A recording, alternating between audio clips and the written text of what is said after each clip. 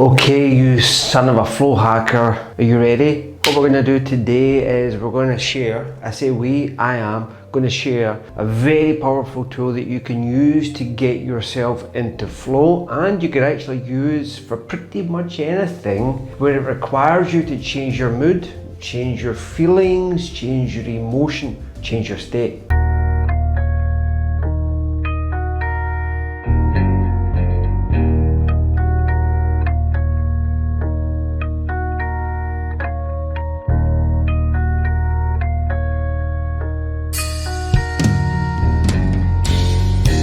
So, welcome.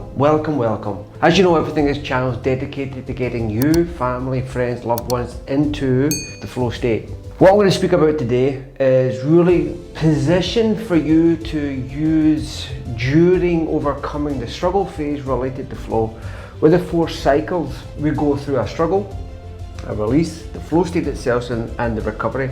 But a lot of people, when they set out to accomplish something in flow, especially something new that they've not attained yet, what happens is that when they get to this struggle phase, it feels like they have this overwhelming resistance towards accomplishing the goal. Instead of finding a way through, they say things like, it just doesn't feel right, it's not the right time, things are not aligning properly. I'm sorry to say that you are bullshitting yourself. If you want to accomplish flow on a consistent basis, or get it to a sense that you have control over it, you have to be able to develop skills to overcome this struggle and shut up that internal dialogue that's saying it's just not the right time. Alright? This is what this video is all about, helping you change the feeling towards that resistance. I feel the struggle, doesn't feel right, you're talking shit to yourself, you need to change that feeling. So how are we going to do this, right? Before we even get into this, we're going to go from like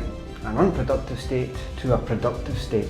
But you can label it any way you want. What you're actually doing is you're observing the specific state you're in. If you feel it's not the right state for you to accomplish your goals, then you have to change it. But before I get to that, you need to really understand that to make this a habit that will change your life, you need to follow the fundamentals of flow, which is monitoring and working with your nervous system, using things like heart rate variability, tracking your sleep, taking that self-assessment, exercising, nutrition, breathing correctly, a whole series of fundamentals that you need to have in place and work on a regular basis to make this more yours, to make this more realistic, okay? I have other videos on the fundamentals and you can look into it, but keep in mind that this is going to make everything else very easy. So here we go. Let's say that we're about to face this form of struggle, this resistance, this obstacle we're facing, and we take a check-in. This is the check-in here. Okay, we take a check-in. What we want to do first of all is, when we take that check-in, we want to think, okay, so what is the intensity of this specific state we're in? So let's say we take a check-in, and for the purpose of this example, we'll call it anxiety. I've checked myself in, I feel anxious. Okay, between 1 and 10, what is the intensity of this anxiety that you're feeling? 1, nothing. 10, oh, it's overwhelming. So once you find that out, it gives it a little bit of a picture for you. What you then want to do is back that up with breathing. So you're breathing only through your nose, and your direction, your goal is to breathe less within 1 minute. Ideally, between 4 to 6 breaths in a minute. What that's going to do is help center you and position you in a bit more of a productive state to be able to change the state you're in. Next, what you're going to be doing, instead of getting consumed with the name of the state you're in, and yeah, it's not really this, it's not really anxiety, it's not really fear, it's probably a combination of certain things. It's like your own customized cocktail of the specific state you're in. So keep this in mind, right? Don't be wrapped up in trying to label what it is. Just observe what is going on in your body at that time. So let's say from this point, I've measured the intensity of the state that I'm in, done my breathing to calm myself down, and then I'm going into my body and I'm looking for my body to tell me what it requires. I'll get to that in a minute. So you go into your body and you begin to sort of locate exactly where you are feeling this specific state. Could be your chest, could be your stomach, could be your neck, could be your legs, could be anywhere. You're locating where it is, alright? Then what I'd like you to do is try and describe the texture of that feeling. Not a name of it, try not to get caught up with labeling it, but the texture. What I mean by that is it hard, tension? Is it tight? Is it heavy?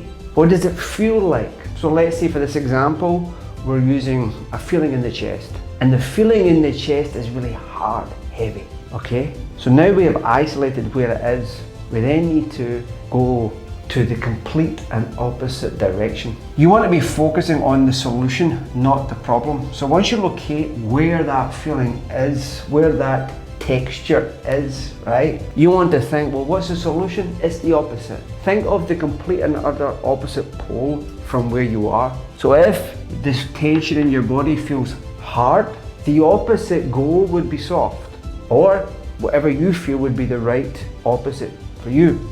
If it's tight, maybe it's loose. If it's heavy, maybe the other direction is light. Soft, spacious, whatever terminology you feel is the desired state. So I've gone through the check-ins, I've isolated or located, better word, of where this specific feeling, and I'm describing the texture of that feeling, okay? It is tense in my chest, is where I feel it, right? So I know I then need to get into the desirable state, which is the opposite. How do I get to the opposite? I'll show you.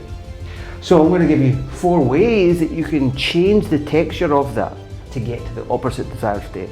Numero uno, move the feeling. What do I mean by this? So let's say this hard feeling, right, in the chest, when I investigate it further and I bring my awareness to it, I notice that swine is maybe moving anti-clockwise. Now if I know it's moving anti-clockwise and each time it's moving it gets heavier and heavier and heavier, what if I moved it the other way? So what if instead of anti-clockwise I turned it clockwise? Hey, but it's not circling, Wilson. Maybe it's moving up and down. Okay, what would happen if you moved it the opposite direction? So if it's circling, move it the other way. If it's going up and down, move it the other way. Find the direction that that feeling is moving in and send the swine the other way. You'll know if you're in the right direction, if all of a sudden this feeling becomes maybe lighter or softer or towards a more desirable state. What you want to think of is what you're trying to do is create a little bit of space for you to action through. So jumping back to the 4 cycles, we have this resistance, this struggle. I'm going through the checklist and I notice the feeling that my chest is heavy. I then spin the feeling and notice the direction of it and then spin it the opposite way. For example, it loosens. Instead of me then getting consumed with, oh, why is that happening? Yes, it's happening a little bit. Forget about that. Change the feeling. It goes from hard to soft and then action. Don't waste the time. Think that this has created space, a gap for you to move. Action is the key thing. The second that you've changed the texture of this, you've got to go forwards. That's number 1. And you can take that number 1 of moving the feeling and really go to town on it. Okay, just think, what would the opposite be?